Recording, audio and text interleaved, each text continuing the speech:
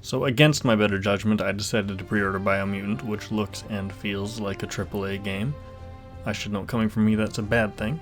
It's about as finished as I thought it would be, which is to say not finished. My initial reaction to the start of the game was disappointment. Not so much disappointment in the game itself, but I was disappointed that it didn't manage to surprise me. The biggest and most glaring problem right out of the gate is that the game does not feel good to play, which is literally the most important part of a game. To me. The combat controls don't feel responsive, there's no quick way to leave menus, there's a narrator who can't go 10 seconds without talking. You can turn him off. They were hit hard by evolution, the wonky ones especially. Gameplay gets cut off by pointless dialogue options, exploration gets cut off by cutscenes get cut off by cutscenes, and worst of all, there's motion blur.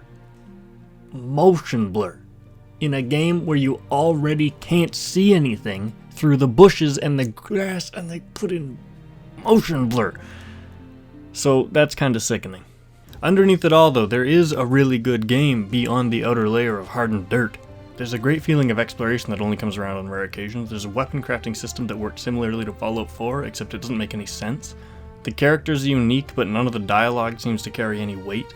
The combos in combat feel satisfying to pull off. The only thing that would make them feel better is if they actually did anything. There's a beautiful world to explore that's absolutely obliterated by the motion blur. For every feature, there is an equal shortcoming. The beginning of the game is painfully slow and linear, and it forces you into combat at a low level, which, to be honest, the low level combat is the worst part of the game. The first hour is the hardest part to get through, and I made sure to check my session time at the first sign of enjoying the game. It took me exactly 98 minutes to enjoy the game. And after that it didn't last, but let me tell you, Team Fortress 2 was right.